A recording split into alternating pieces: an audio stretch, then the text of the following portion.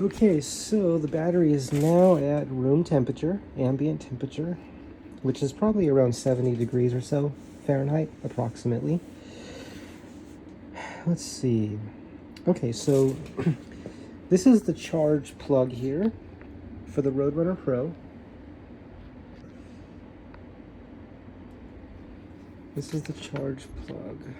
I don't know what this exact plug is rated for, but I know the wire is rated for, it looks like 18 amps, approximately 18 amps.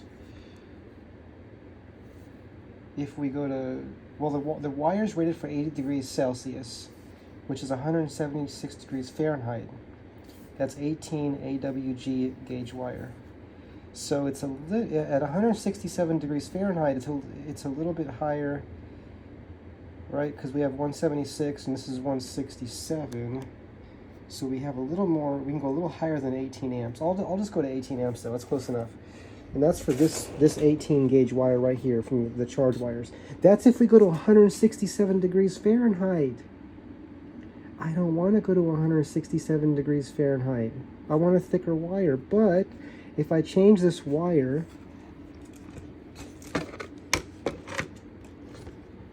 I have to open the whole battery up because this wire goes through here and into the battery. So I can do that, but I mean, really, if I take the whole thing apart to change the wire, I might just buy a graphene battery. And if Rumble Motors gets back to me soon, I'm sure they're overwhelmed with orders right now. I mean, when you have the best battery, when you're selling the best battery that you can get, you're probably pretty busy. Rumble Motors sells graphene batteries for micromobility. That's really great. You can charge those at 120 amps. What kind of wire would you need for 120 amps? Let's see what we have in here. I might have some thick wire in here that could work. I'm just imagining how thick would the wire need to be. Look at this. That's like welding wire right there. Would I need that to charge at 120 amps? Look at the difference in the size there. This red wire right here is 10 gauge, and the black wire is 10 gauge as well. Look at it next to this one. Let's see what number's on this, if this has a number on it. I collect wire.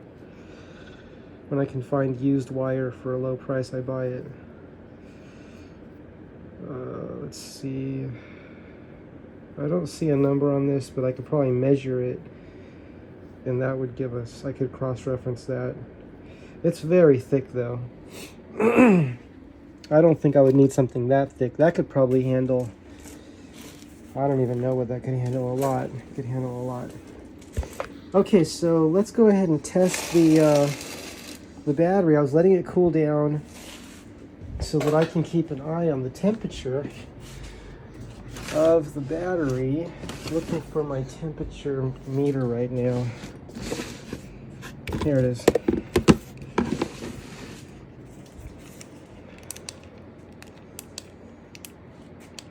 Okay. So ambient temperature is reading, 69.9. I said 70. That's about as close as it gets, isn't it? Oh, well, I think we are at 70, because if we average these two numbers, right? 72.3 and 69. That's aluminum. Aluminum stays cold, stays cool. Okay, so let's go ahead and plug in the charger. Let me see. I got to make sure the voltage is set correctly. Let's set the charger up here. This is the Roger charger. This is the, I think, version 3. It's rated at 15 amps at up to 146 volts. Okay, 5 volts to 146 volts. 15 amps maximum. So like from 1 amp to 15 amps, right? You can change it right here. You can adjust the amperage. You can adjust the voltage. You can infinitely adjust it. You can fine tune it. Now the newer ones, I think they have presets where you can go to an exact voltage. I also think you can program or set those, I think, if I understand correctly. So you could set it to your exact batteries that you have, however many batteries you have, up to a certain amount of batteries, but then you can just program them again, you know. I think you could have it programmed for several different batteries at one time, or you can have something like this. This one allows me to change it to any voltage I want. But if that hasn't been bumped, if I haven't bumped that, moving it around, it'll still be set for the correct power. Let's go ahead and plug this in. So let's go ahead and plug this in now. We're at 0 watts.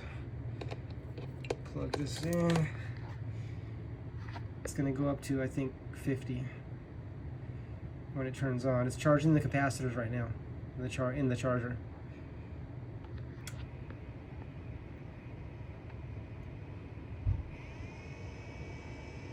I think that's what it was doing. Okay, 55 watts to run those fans. Okay, let's turn the current on.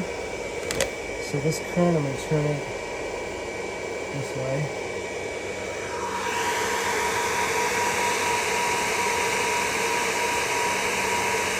$66.6. Okay, I'm going to turn that off. Let's plug in the charger. Let me see how I'm going to do this.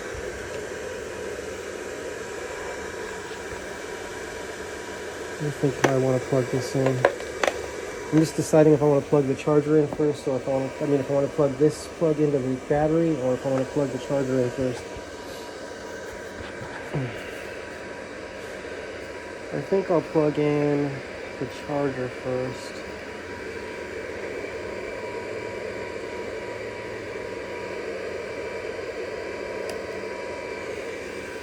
Charger's plugged in.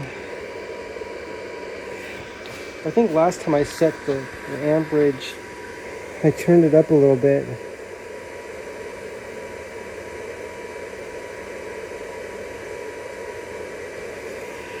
So it's not showing amps, but it's showing the voltage. And I think when I did that, it wasn't as much of a spark, or it was no spark. Let's see what it does when I plug this in. Let's see if I can show you what I'm doing here by holding the phone. If I can do this.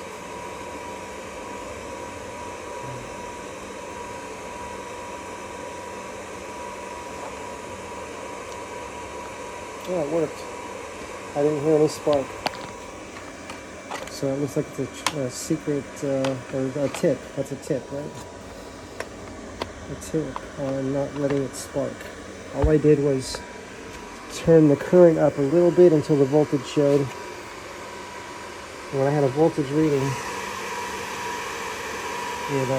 it got no amp reading, just the voltage reading. Then when I plugged in the plug, it did not spark. Otherwise it'll spark a little bit. There's other ways to have it not spark as well. There's I think there's things that can be put in the wire or something. I don't know. I haven't looked into that. I heard about it. Okay, now I'm going to turn up the power. This is our test to see how much power I can put into this battery, not to exceed 18 amps. Now this battery, if I understand correctly, if it's the best LG cells with the fastest charge current, just based on a quick Google search, if the cells can take 3.4 amps each, if that's what they are, at 60 volts, 30 amp hours, 66 volts fully charged, I should be able to charge this up to 20 amps and still be within the limits of the battery. What I'm looking for is temperature, so I'm watching that. I'm going to keep an eye on it with my meter there. My meter, I just press the button, it'll tell me the temperature. And also just feeling the battery too. And also checking the wires. I'm going to watch these small wires right here. These real tiny wires. See these little wires? Look how small these are. Okay, and these need to be bigger. That's just my own personal preference. We need to be able to charge this at the limit if we want to, the limit of the cells, and not have to worry about this wire getting to 167 degrees, right? At 18 amps. If I go to 18 amps, this can get up to 167 degrees. So let's see what it does. I want to make sure it's not going to melt or start smoking or anything. And I also want to make sure the battery does not get warm. The battery should stay cool. If the battery warms up, I'm going to stop the charging, or I'll turn it down. So I'm going to bring the current up. I'll start out at 10 amps.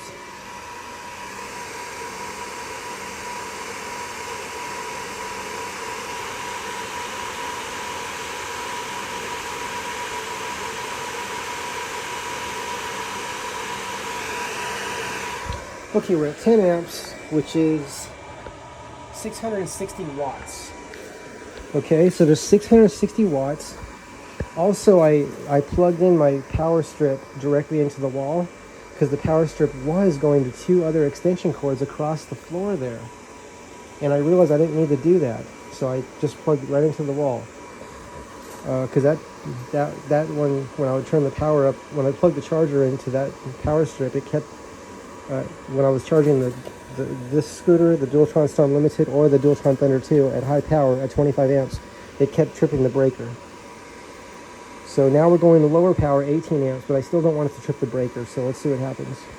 So I'm just going to see what happens right now. We're at 10 amps. Now, Voro Motors sells a 10 amp charger. So this should be able to handle 10 amps pretty easily. I don't feel anything with the wires getting hot. I don't feel this warming up. Of course, the charger is staying cool. It always does. Okay, we're at 55 volts, 10 amps.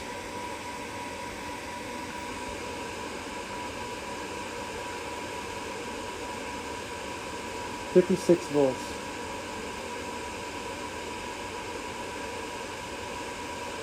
I just want to try something real quick. I want to see what happens if I turn the amperage down, what the voltage goes to.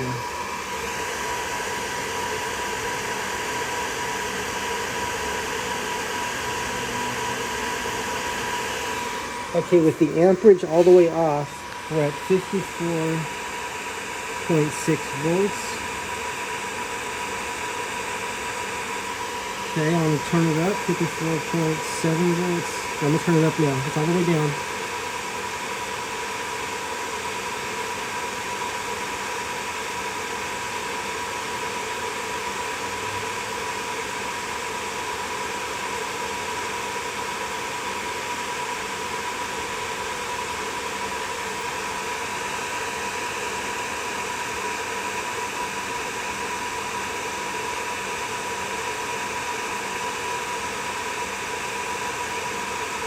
Wow, it just went up by 1 volt approximately. It goes up to 55.7 or 55.7. That went up 1 volt by putting 10 amps in it right now. Now amps is resistance. Let's see where we're at. 672 watts. 672 watts at 10 amps. Okay. Now amps is resistance. There's a way to charge with amps without resistance. Okay, it's called pulse charging. If you want to study the algorithm, study how it's been done by G Batteries, go to gbatteries.com, and it's really just charging algorithms. That's all it is, charging algorithms. I've been talking with people that understand more than myself about that, and they seem to understand it pretty well.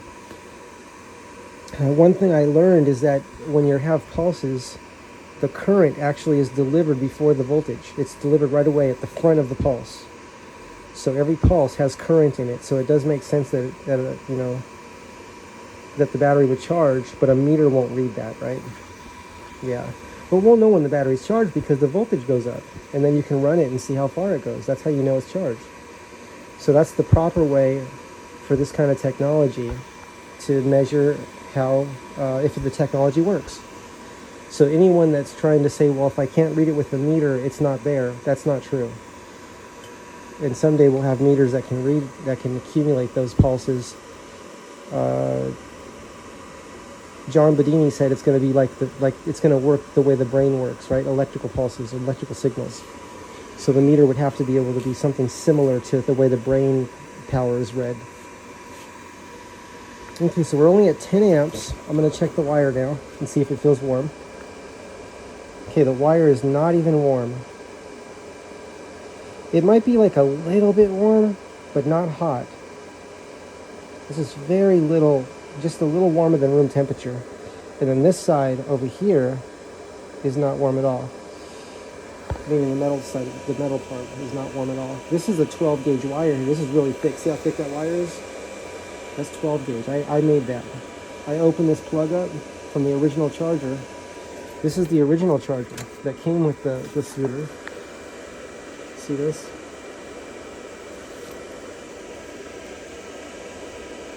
If I can get the phone to focus. Look how thin those wires are. We're ready for fast charging. We are ready. We need 5 and 10 minute fast charging. We need that. This is 3.5 amps. So right now we're at almost 3 times that power, right? So how many watts is that? Let's see. 67 volts times 3.5 amps. If you multiply 67 times 3.5, that'll give us the watts, right? So let's see, 3 times 7 is 21. It's probably like 225 or 230 watts approximately, right? Just approximately. That's not, so 230 watts versus 679 watts. Okay, the watts. That's watt hours. That's in 1 hour. It'll put that much watts in there, right? That's my understanding. I think everything's watt hours, right? Or I mean, I think this is all watt hours. And we're dealing with like how long the battery will run. The battery is a 1800 watt hours, right? I think we multiply the nominal voltage, which is 60 volts. Even though it's 66 volts fully charged, we multiply 60 volts, which is 60 volts nominal, it's called, times the amp hours, which is 30 amp hours, and we get, we should be getting 1800, right? So it's 3 times 6 is 18. Add the 0, 1800 watt hours. That means we could power like an electric heater, an 1800 watt electric heater, 1800 watts for 1 hour, and that battery will be fully depleted, right? So we're at 681 watts. Let's check the wires again. Okay, I'm going to take it up to 18 amps now. I'm going to go all the way. Now, at 18 amps, it does look like it can heat up to 167 degrees Fahrenheit, which is still below the limit of the wire, because that wire is rated for 80 degrees Celsius, right? And that's only 75 degrees Celsius, so we're 10 degrees below the limit. 10 degrees below the limit of that wire. Should we go to the limits? Let's do it. That's what this is all about. This channel, True Zero Emissions, it's about going to the limits and sometimes beyond when necessary, right, for educational purposes, but never repeat what I'm doing. I'm never going to encourage people to repeat what I'm doing, because this, to me, this is educational, right? This is all educational. And anything that breaks, like if this scooter blows up and catches in flames, that scooter too, and that scooter too, and my car, that just means that's the price of tuition, right? Yeah, and we all know how much tuition costs, right? Hundreds of thousands of dollars. So this is actually a very low-cost tuition, and we'll just call this life experiences. But teachers encourage the students to actually be in the world, asking questions, learning different perspectives, working with different departments, right? We have to do that ourselves. We have to be self-driven, self-motivated. Sometimes the teachers will encourage that too, but if they don't, you still need to do that. And I can't imagine a teacher telling anybody not to do that. And I've never heard of that before. So on the internet, you'll hear it though. On the internet, you'll just hear, just close your eyes, do what we say, do what the internet says. The internet's going to say, don't do all these things and only do this and only think this way and don't do anything new. Everything's already been invented. We already know everything. That's not true. And that's something that's been repeated through history as we kind of these I don't know if we call it cliche stories of, don't make anything new. Don't discover anything new. Don't look at something from a new perspective. Don't do that, right? I was like, what? So that's just not how things work. That's not how it works. We are the universe. We're made up of the universe. And the universe is made up of us. It's a symbiotic relationship. So let's go ahead and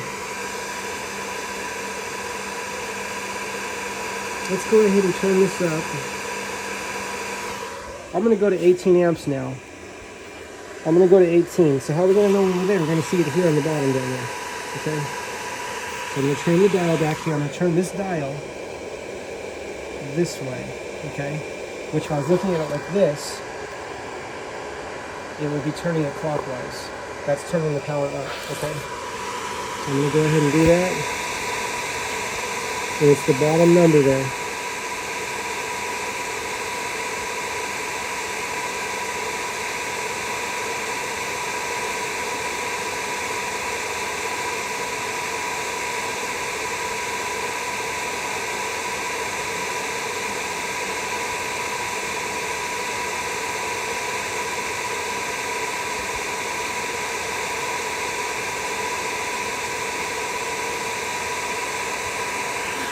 Okay, we have 18 amps, and 18 amps is 1,203 watts.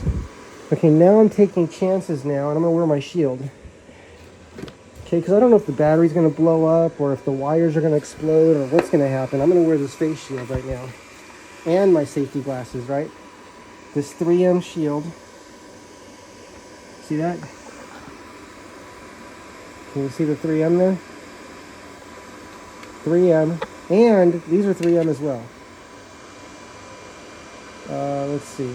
They should be 3M if I could see it on here somewhere. This should be the 3M glasses. Right there. It's right there.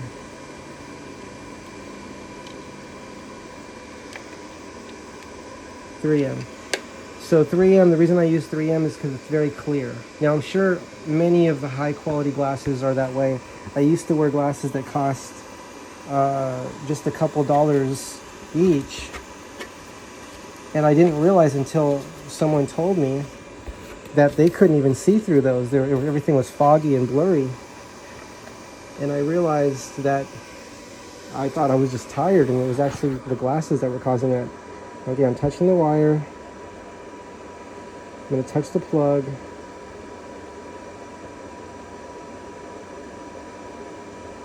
Okay, I don't feel anything yet. I don't feel anything happening yet.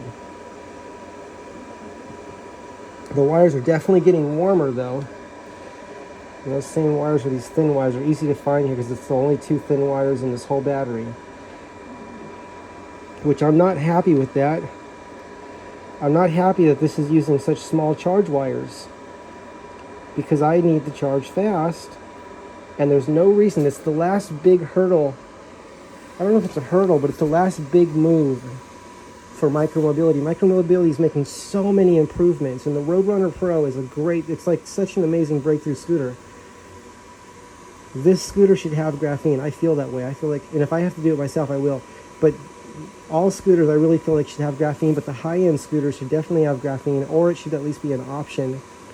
So people can charge fast. People like myself that want to charge fast. When I go on group rides, I go riding with friends, and we all want to charge quick. We want to be able to charge in like 10 minutes, right? So these wires have to be much thicker if we're going to use these batteries here. If we're going to use lithium batteries, the wires still need to be thicker. The charge wires do. And if that means changing the plug to a higher current plug, then that can be done too, but I don't know if that's necessary. Let's check power going in. 1,225 watts going in. Okay, the wires are not hot yet. They are a little bit warm. They're still at 18 amps. So if you skip forward in the video and you've just arrived at this point in the video right now, then what's happening is we're charging the Roadrunner Pro battery at the limit of what these two wires can handle, which is still below the limit of the cells, if my research is correct, which makes assumptions. I realize that my research is making assumptions that these are the best LG cells you can get. But I know that Voro Motors is putting the best of everything on this scooter. They over-engineered the scooter in terms of the motors and controllers. My research and study indicate that. And so the only thing I see here is the thin charge wires. And maybe that's because most people or some people like, they don't think of charging fast. But for those of us that do charge fast, the wires need to be thicker, because a lot of us are using the high-powered chargers, and we do charge the batteries at the limit, at the rated limit of the cells. In this case, that's approximately 20 amps, so exactly 20 amps. And to be exact, it should be around 20.4 amps, if all this is correct. That's if these are 5,000 milliamp hour cells. That's if there's, I think it's 5 in parallel.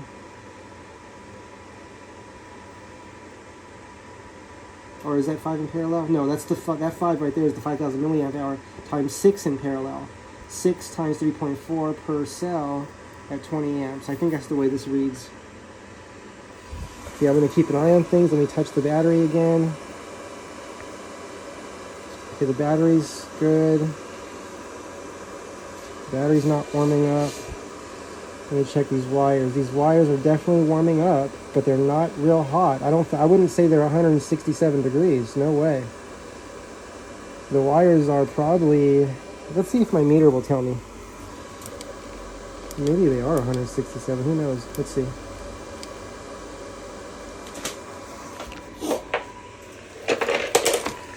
Okay, my tools are falling here. That's one thing about this chair, is that I put so many tools in here, they start sliding out. Okay, let's see what we have here. No, yeah, we're only at 90, we're not even at 100 degrees yet. Oh, there we are. Yeah, there we have 106, 113. So up to 113 on the wires right here, okay? 113. But rated at 80 degrees. Oh yeah, they're getting hot there. I feel that. I mean, not hot. Well, yeah, like 113. But not soft yet. Not melting. I'm gonna watch that. See, because I want to know how much I can charge this at if I'm in a hurry to charge and I'm in a group ride where, like 30 or 40 people or 50 people get together and ride together, or it could be 10 people. But people riding together and we all need to charge real quick. We go to electric vehicle charging stations. We use a lot of people use the Alien Rides charge plug adapter. It's a J1772, which is the level 2 electric vehicle charging station. And that goes to, the other side of that is just the regular 5-15 household plug, right? But it is 240, which that Roger charger automatically switches to 240. Now some chargers, you have to manually switch them over, right? Like this one, I don't know if this can switch automatically. Let's see what this says. Input, oh yeah, 100 to 240. So that one I could actually use that, but it's a slow charger. Imagine if I plug that 3.5 amp charger in to an electric vehicle charging station with that adapter. I would be there for hours. I don't want to be at an electric vehicle charging station for hours. I want to get in there and get out of there as quick as I can, because I don't want to be blocking that spot from electric vehicles. They got to charge too, right? They have to charge. Okay, the wires are definitely warming up. I don't know how much. They're hot though. It's not soft. I mean, it's not real soft yet. I'm willing to go up to 167, not beyond it though.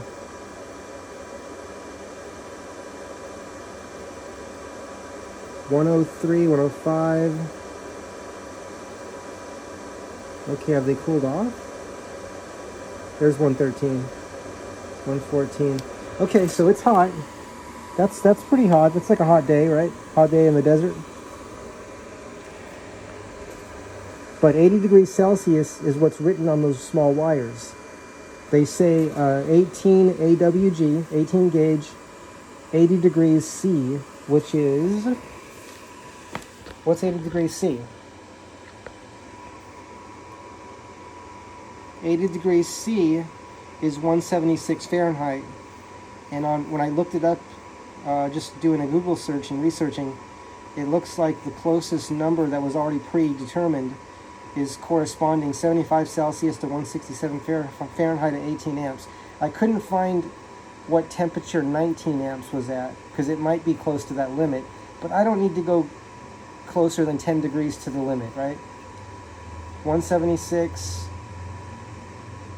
or let's see, is that, what is that, 67, 77? Yeah, 9 degrees. It's 9 degrees away from the limit, right? I don't need to go less than that. I don't need to go closer than that. 18 is fine. 18 is fine with me. 18. That's fine. I mean, look, I'm putting in... Okay, look. So just to calculate this, let's figure this out right now.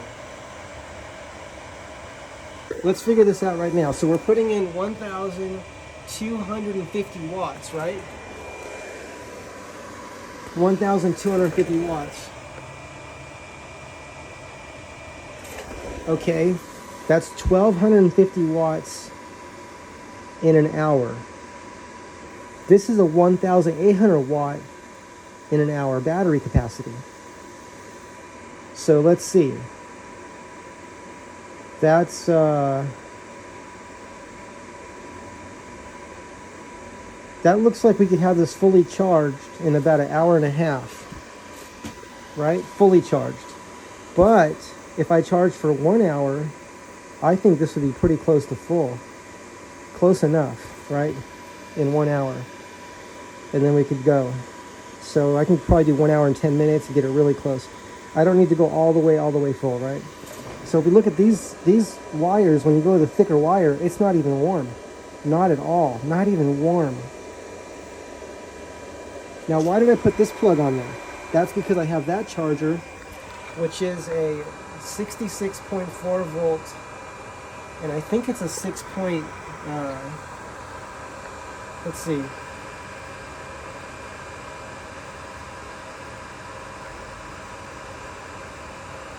.5 amps. Right there. That's a 6.5 amp charger. Now that's considered a fast charger. I don't know if that's called a fast charger. I think it's called a fast charger. So I'm calling the Roger charger a faster, faster charger. But if I have the Roger charger all put away and everything put away, I could just plug that charger into the plug to right here.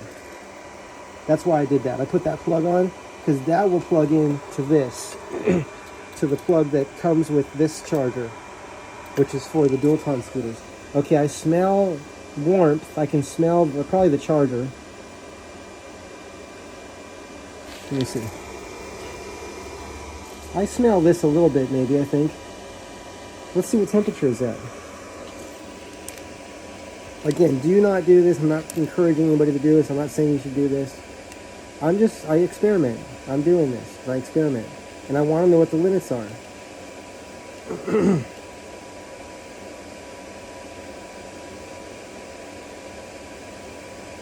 Okay, I saw 115 in one spot. So we're not even close to 167. Not even close, right? I saw 115 and the wire still feels... It doesn't feel like it's like this is coming apart, the insulation. But another factor is that the temperature in here is cool, right? It's like 70 degrees. So if it was a hot day, if it was 100 degrees outside, right, and I'm charging at 18 amps, this could possibly get much hotter, right? I don't know. I'd have to test that. That's a separate test I'll have to do. Okay, so this is... Okay, now I feel this. This is getting hot too. Let me check the temperature on that. Not hot, but warm. So the metal's getting warm, and I don't know what that plug can handle. I don't know if that metal part is getting warm because this is warm, or if because the pins in there can't handle 18 amps. I don't know. So let's see what's happening here.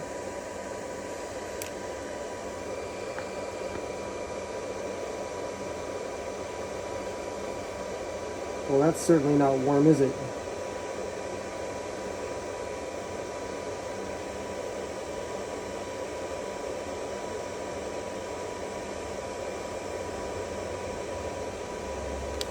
Let's go to the plastic part inside here. This wants to read a black surface, and that could be why it's reflecting off. I could put some black tape on there and see if that'll give me a better number. But the plastic on the black plastic on this side is showing me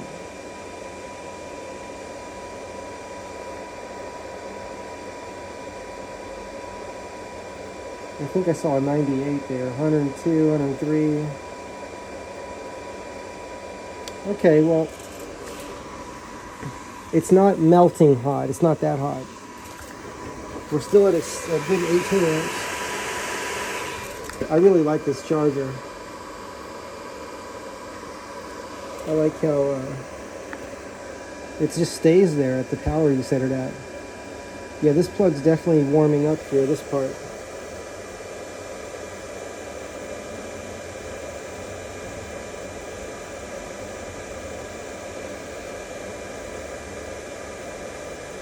I really prefer it not to do that. I don't like that it's getting hot like that, or getting warm.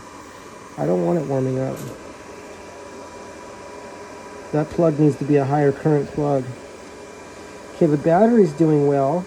This is a 30 amp hour, 66 volt fully charged, 60 volt nominal battery. And the battery is staying ambient temperature. It's not even getting warm. And I'm putting 18 amps in it. So that tells me that it probably could take the 20 amps and maybe more. I mean, if I could put 25 amps or 30 amps in it, I'm not going to do that today. But if I could put 25 or 30 amps in there, which these wires could not accept that. But if I put thicker wires in there all the way in, wherever these wires go, if I change them to the 12 gauge wire, and I change this plug to a higher current plug, which may be needed, right? It could just be these wires being thin or getting hot and heating this up. I don't know. I would be willing to see how high of current can I go where the battery still stays at ambient temperature. Because just hypothetically speaking, as a thought experiment, if I can go to 40 amps and the battery remains at ambient temperature, it doesn't warm up, I would be comfortable with that. I was taught by very smart people that are far smarter than I'll probably ever be, that the heat is what damages the cells. It's not the charging it fast. It's when it gets hot.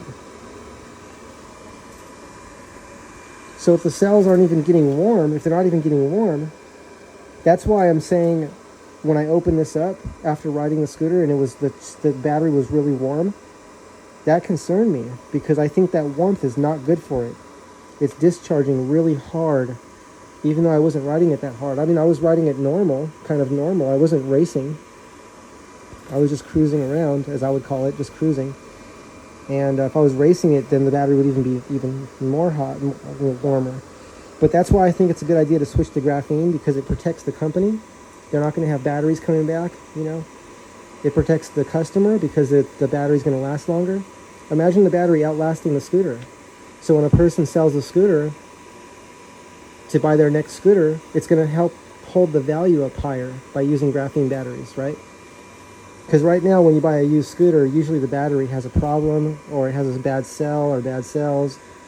And, you know, having a battery that stays good, people are still going to buy the new scooter because we all want the better brakes, the better, whatever's improved on the new scooter, right? The new design, and we like supporting our companies.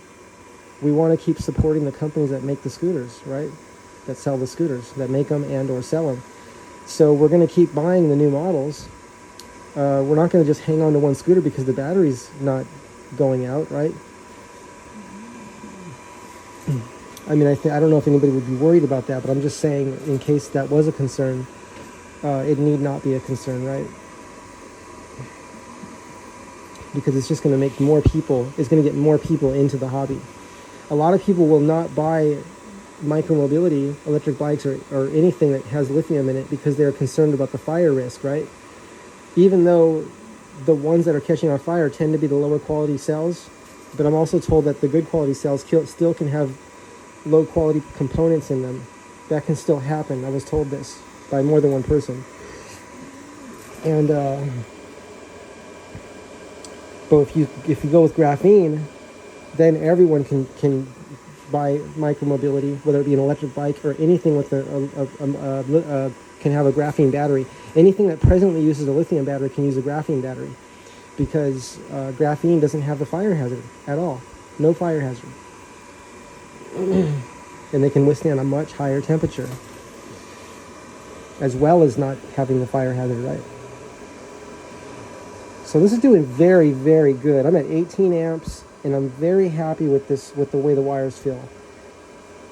I was so concerned these wires were going to melt, or they'd be smoking, or I've put enough current in wires on experiments. When I've done experiments, I've put enough current in wires, in my test wires, right?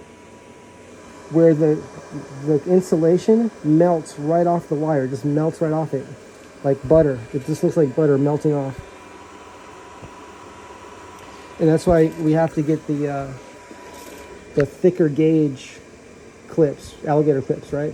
Those test leads. Okay, we're at 1,275 watts, and I do wonder, we've increased 25 watts, right? 26 watts. And is that 25 or 26 watts increased resistance from temperature increase, right? I wonder that, right? Even though I can't feel it, I can't feel the battery heating up. It feels ambient temperature to me. If it did heat up a little bit, is it increasing in resistance? I don't know. I don't know everything about how batteries charge. I'm just noticing the wattage will increase a little bit as I charge a battery, right? But then the next time I charge it, the numbers are the same. They'll be low, and then it slowly goes up as I charge it. But they always start low, right? So, one of the most important things is when people go on the internet and tell us how reality works, to know that that's just one point of view. It's one perspective. Because on the internet, there's a lot of people telling, it feels to me like there's a lot of people that are kind of encouraging to not have your own experience. Like, don't think for yourself. Like, just have someone else's thoughts and repeat those. It can feel like that, you know. Now, I know everybody already knows this, but I'm just kind of voicing the obvious things, right? I'm just kind of saying out loud what everyone's experiencing. I like to say the obvious sometimes. So, yeah, it's what's most valuable, is having your own perspective and sharing all of the different ways that we see something, right? Sharing that with one another. It's your world, build it, right? That's what I recently was writing about, was build your world. Build it every day. You're building the future with your thoughts, with your actions. Okay, well, this is doing very, very good. We're at 60 volts. So I think when I started charging, I was at 10 minutes into the video, this video here, if I recall correctly. We're now at 43 minutes exactly, which means it's been charging for 33 minutes exactly, right? 33:09, 33 and 9 seconds, 33 minutes and 9 seconds. And in 33 minutes, we're now up to 61 volts. And I think it was at 50, what was the resting voltage? I think the resting voltage was like 55 or 56 volts, meaning when there's no amperage going into it. And then when I put 10 amps in it, it went up 1 volt, right? So it went up to 56 or 57 volts. So it's gone up 7, 8, 9, 10, 11. It's gone up about 4 or 5 volts approximately. Now I know that if I turn the charger off right now, that voltage will drop a little bit, right? So that would happen too. But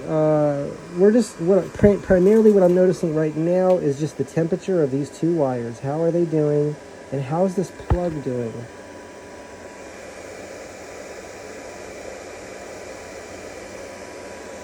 I'm really not happy with how that plug's heating up. I soldered these 12 gauge wires directly onto those pins that are inside that plug, right? So it has a really good connection. I don't know what that plug's called. That plug, I feel like that might be a different plug than this one. I think there's at least 2 plugs that have this same, they both have 3 pins like this does, but one is larger, like spaced out larger, right? And one's smaller. This might be the smaller one. Not sure of that right now at the moment. Not 100% sure. But if I change this plug, I am wondering right now what would I change it to, because this kind of plug this plug's not getting hot down here.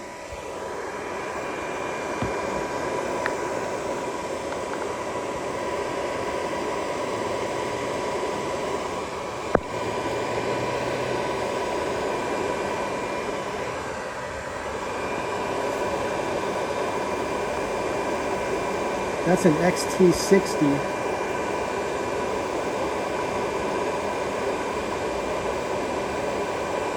So that XT60 plug is sending that power very efficiently.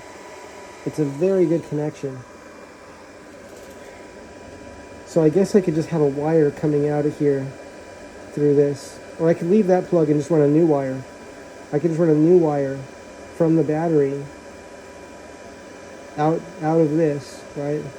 And then like zip tie it, put some double-sided sticky tape against this, and then zip tie the plug to this side, right? Like to this, right? With 12 gauge wire, something like that. Some way of doing that, some way. That's one option. I could do it that way. You know, I could open this up and just add new wires instead of replacing these. Just add new wires, right? That way, if I slow charge, and I'm going to call it slow charge at 6.5 amps or 3.5 amps, because to me, compared to 18 amps, those are both slow charging. That's still going to take a few hours, I think, to charge. We can calculate it. Let's see, 6.5 amps at 66 volts.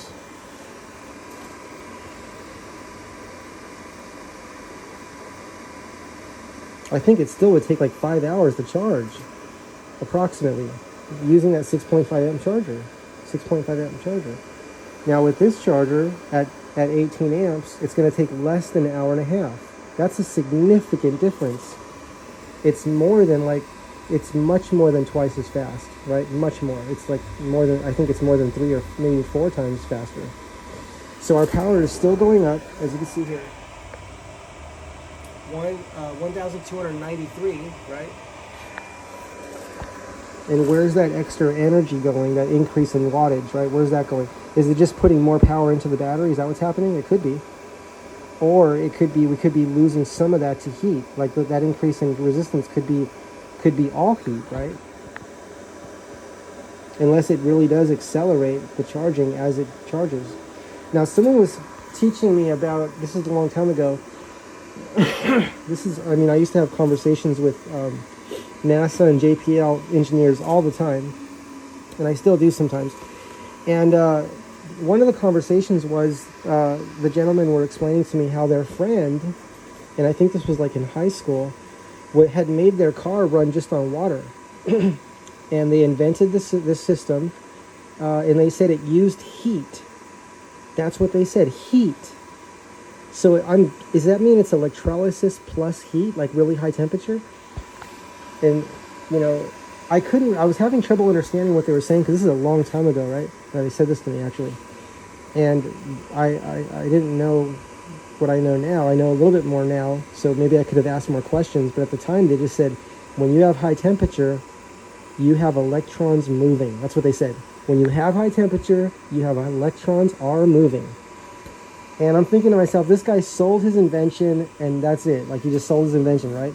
I don't think, did he tell anybody? Probably not. I mean, his friends knew. His friends knew about it, who are, you know, like NASA engineers, right? NASA and JPL engineers. But they were telling me how he was able to run his Mustang. It was a Mustang, an old Mustang from the 60s.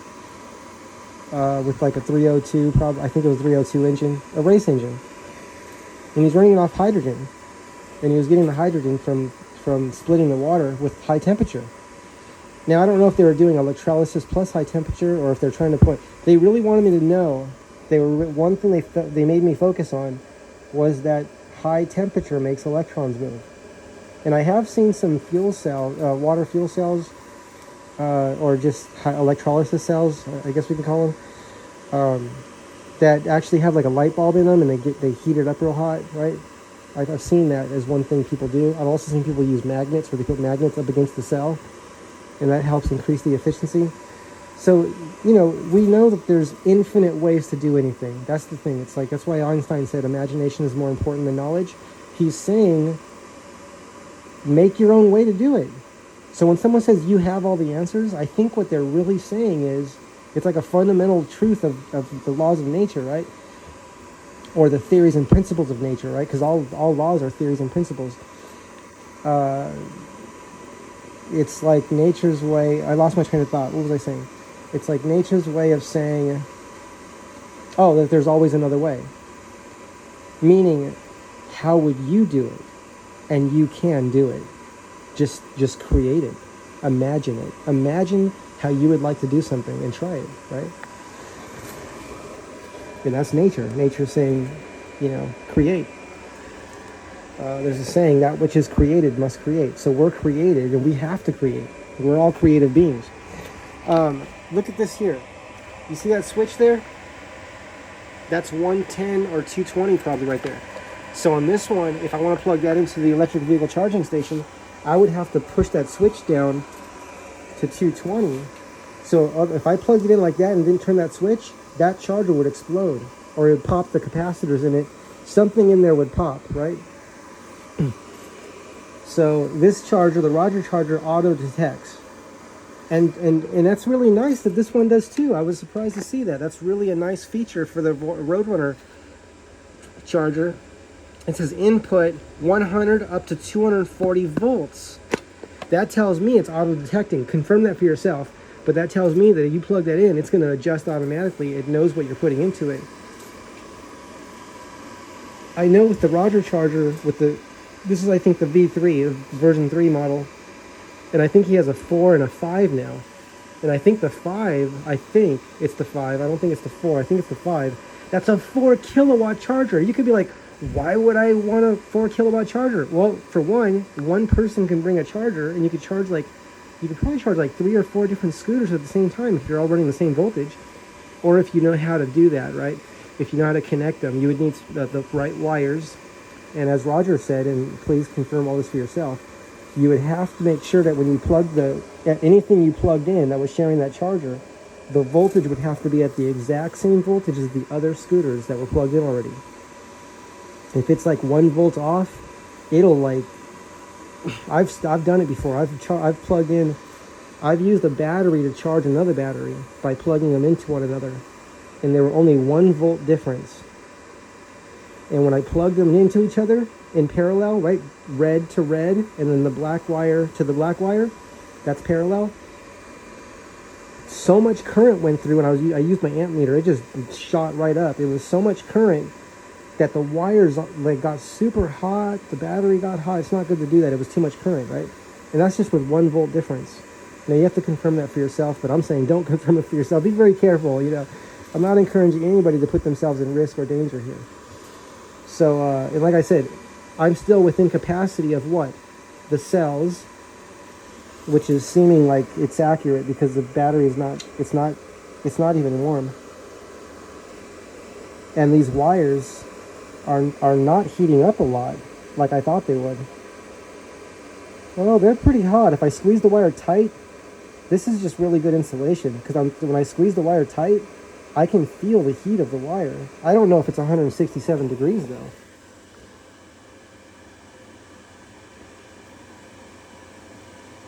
But I am at 18 amps. I could probably go to 20 amps. I'm not going to do it though. I could probably go to 18 amps. I'm not going to do it though. Why? Why do it? What's the difference between charging at 18 amps? Okay, we're at 1316 watts now. What's the difference between charging at... I saw the current drop for a second. See that? I'm not sure why it's doing that. It's fluctuating a little bit. Maybe because it's getting close to full. What was I saying? I lost my train of thought. My apologies. My apologies. It's really easy to lose my train of thought. So much on my mind. As a side note, I am studying. Rick Friedrich has a website. I think it's called Truth in Heart, and there's a lot of information on there. And I'm studying that. What I'm doing is I like to listen. Like my favorite thing to do is listen to audiobooks or listen to books, right? And there's a lot of books that you cannot listen to because they're not on audiobook, right? What I'll do is I'll take a picture with my phone, and then I'll say read page. I can tell my phone to read the page, right? I have an iPhone 13 Pro Max. I tell it to read the page. That probably most phones can do that, right? What do we got here? 1320 watts. It's a lot of power. I'll tell my phone to read the page, and then I just listen to it, and then I take a picture of the next page, or I'll take a picture of all the pages, or like, for example, in Truth and Heart, right, that's Rick's work that he, I think he is, I don't know what the words are, but it's where he takes old literature, I think, and he's putting it on this page in one place for us to study. And there's words that describe that process, and I'm not thinking of them at the moment, but that's something he does for people because he wants people. What's most important to Rick is he says he doesn't really. His concern is not whether people have free energy. His concern, if I understand correctly, is that people have a kind heart. And think about it. That's really what we need, because if we already have enough technology in the world, we're destroying ourselves with it. But we're behind philosophically, right? We're behind with that, with philosophy, with value of life, right? Value of life, that there is enough for everyone. Instead of taking, what can we give, right? What can we give others? What can we give ourselves by, like helping others is a way of giving to ourselves, right? I mean, it is. That's a philosophical idea. It's a poetic idea. So how can we help people? How can we contribute to the betterment of humanity, right? Very important. It's most important. Free energy, that's, anybody can get solar panels, anybody can get wind turbines. Those are free energy, and there's no difference between those and the free energy devices that people are making at home. The signal coming to our house is a free energy signal. Anything with the pulse is free energy. Because the universe is pulsing, right? How fast is the universe pulsing? 10 to the 120th cycles per second. The material universe is being maintained at that speed, and also the zero-point field is being maintained. The zero-point field, which is called many things, right? Vacuum energy, virtual particle flux fields, gravity waves, cosmic energy, dark matter, tachyon waves,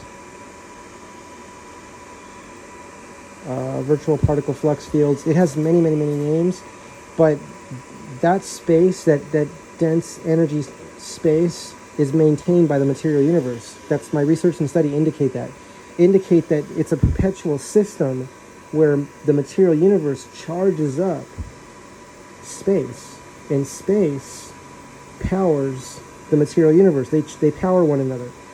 Now that's kind of a puzzle that's like finding a treasure, right? If you like puzzles and treasure hunts, you'll love that. You're not going to find it on the internet though.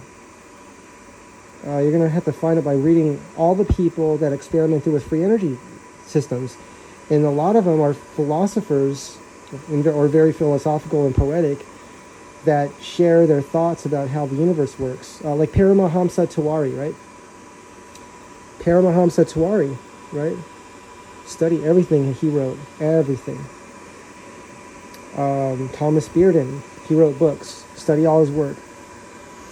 If you could get a copy of all the DVDs for Energy from the Vacuum series, science series, that's the video form of the book, Energy from the Vacuum, right? But I think it's still good to see the series, though. It's still good. And Tom Bearden talks about engineering reality. Engineering reality, right? Now, what did my teacher say? One of the things my teacher said is that kids see things in movies and they grow up and make them. There is no impossibility. If a child sets their mind to something and they want to do it, they're going to find a way. And that's what they do. So that's why science fiction is so much fun, because, I mean, science fiction when it's humanitarian, not when it's destroying each other, right? I'm going to distinguish that because there is some dark science fiction, right? But imagine science fiction of beauty and giving and abundance, where there's enough for everybody. And there really is. Okay, well, I think we've gone far enough. So we're down to 17.9. We're at 63 volts now. 63.5 volts, 17.9 amps, 1334 watts. And let's check the wires again. Yeah, the wires feel great. They're definitely warm. The wires, those, because they're little, they're 18 gauge wire. Of course they're going to get warm. I'm not happy about that. Please use thicker wires on the charge plugs and a higher current plug here. Yeah, that felt hot, that metal. Yeah, that's hot. That's hot.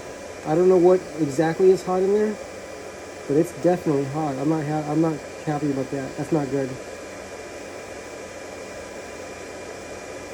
I can't get a temperature reading out of it though. It's probably because it's shiny, and this requires a black surface. That's almost, I almost can't touch it.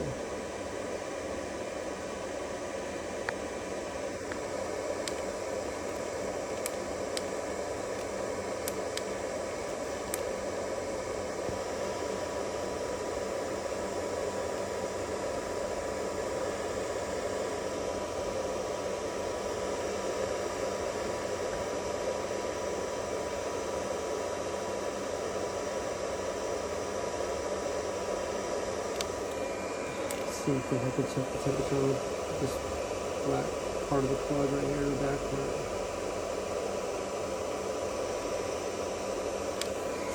Well, that metal piece is very hot,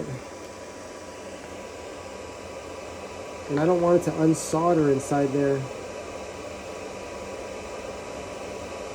I mean, I'm holding it, but I can't hold it that long.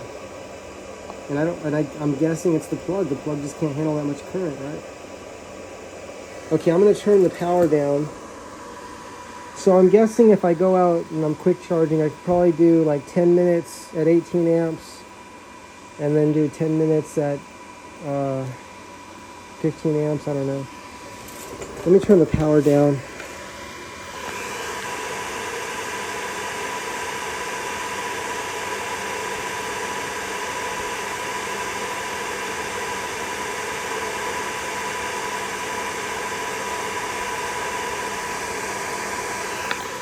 Okay, I turned it down to 15 amps. Let me see if that makes a difference here. Maybe the other thing I could do is put a fan on this while I'm charging. Keep a small fan with me. Let me see if this feels hot here on this side.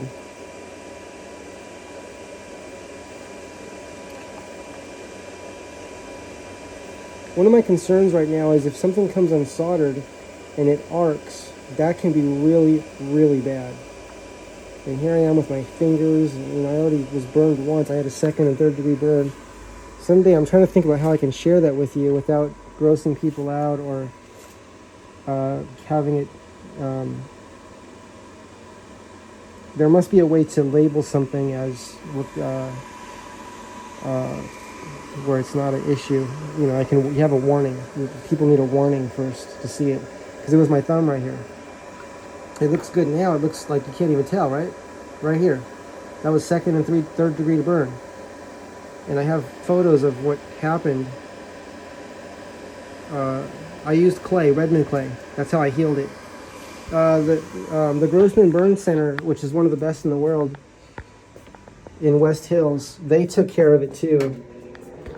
But right after I burned my hand, right away, right when I burned it, with the battery. It was burned with the battery. The fire. It was caught on fire.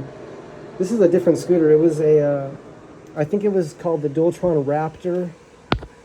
Dualtron Raptor 2 is the scooter I was using, and the battery, I was tired and I was fixing the battery, changing the cells or something, soldering something, and it arced out.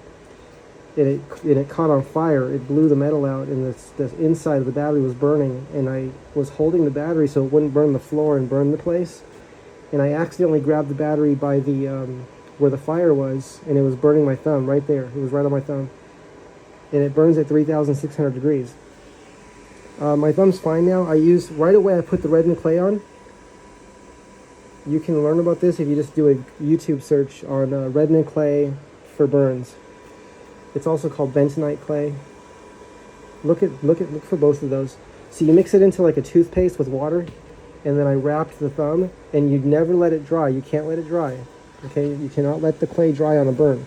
So I wrapped it, and then I taped it so it was sealed. I taped around to not let any air in there. And then I kept that on there for a few hours. And you have to read about how to use it. But I think for myself, and I'm not telling you to do this, but if you get a burn, and by the way, some people have a jar with the clay in there already mixed.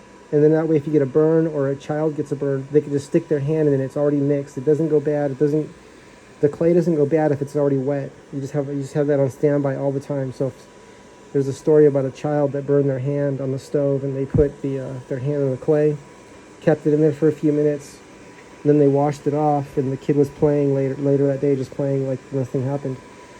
Yeah, the clay, they say, pulls the pain out. It also heals it, and it makes the skin look normal if you keep doing it. I put the clay on for many months. You don't have to do that, though. You could just do it at first, and it helps a lot even if you just do it once, like for 6 hours after the burn. Or you can keep doing it to make there to be no scar, right? Because the skin will go back to looking completely normal if you keep doing it. I don't know if you can use it everywhere on the body. I don't know if you could use it on facial skin. So you'll have to check on that. But anyway, yeah, that's the clay, and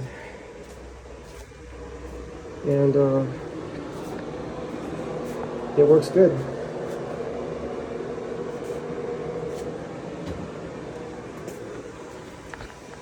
Redden the clay. Mix it to like a toothpaste, right? Like that kind of consistency. Okay, let's see what this is doing. We're at 15 amps. I turn the power down. It's almost full. 64 volts. Now we're putting in 1135 watts. It's been 1 hour and 7 minutes, but charging for less than an hour, right? Because I was 10 minutes into this video when I started charging. Okay, the metal is cooler now at 15 amps. Now I can hold it and not take my hand off it. Before I couldn't. It was too hot to hold. So just lowering it 3 amps made a difference. So I may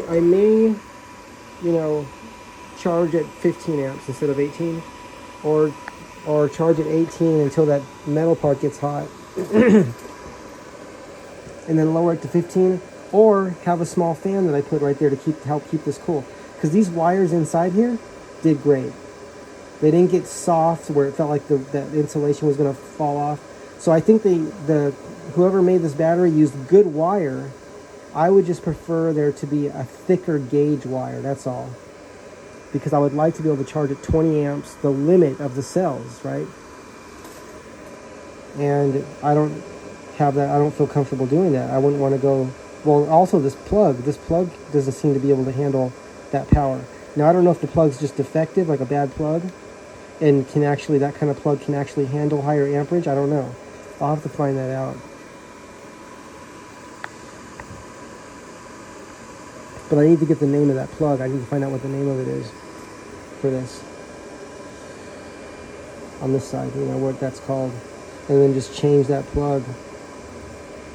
I could also check to see if it feels like it's a tight fit. When I push it in, it's not easy to push in there. But that doesn't mean the metal's making a good connection. So the metal may not be making a good connection. So what I can do right now is disconnect the Roger charger and then plug in that charger and just let it slow charge. Let it just charge, and then that'll turn off when it's done. Versus the Roger charger, when the Roger charger is done charging, the current will go to 0, but the fans will stay on this one, on V3, version 3. I think the newer ones they're saying the fans are quieter, or at least one of them is, because one of them is a smart charger. I think it has Bluetooth abilities. And yeah, if you want to look up the Roger charger, just look on YouTube under Roger charger, R-O-G-E-R charger. Roger's on Telegram, and you can find a link on how to connect with him through just watching videos on Roger charger, and you'll see a lot of people that share his charger and their experience with his charger. We'll put a link to the Telegram app where his group is. Roger's YouTube channel is Roger EUC for electric unicycle. ROGEREUC, 2 separate words, and that's the YouTube channel. But he connects with people for the charger, for questions related to the charger and charging with this charger and the newer chargers as well. If you want to order one or any questions you have, you can connect with Roger on Telegram.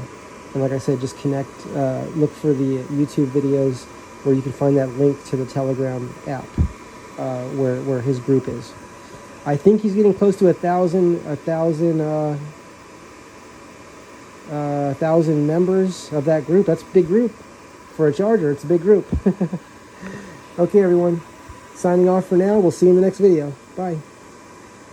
This video, I hope it doesn't take days to load, but it might. It's an hour and 11 minutes. Oh, we've been charging for 1 hour now. We're up to 64.5 volts. And we're putting in 1,142 watts. I'm very happy to say that the cells themselves did not get hot, did not get warm. These two thin 18 gauge wires, the charge wires, they became warm, but not uncomfortably hot, just warm. But what did get hot is this metal piece here. And I opened that up and soldered directly these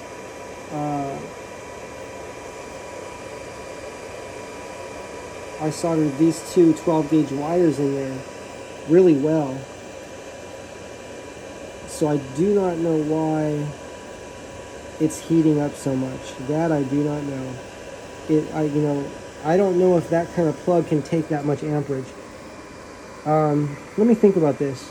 What might be nice is having 2 of those plugs in parallel and then 2 sets of wires going in.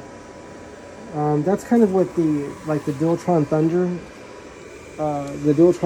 has. The Dualtron Thunder 2, I think the 1 has it too, the Dualtron Thunder 1, is it has 2 charge ports, and then each of those have their own wires going to the battery.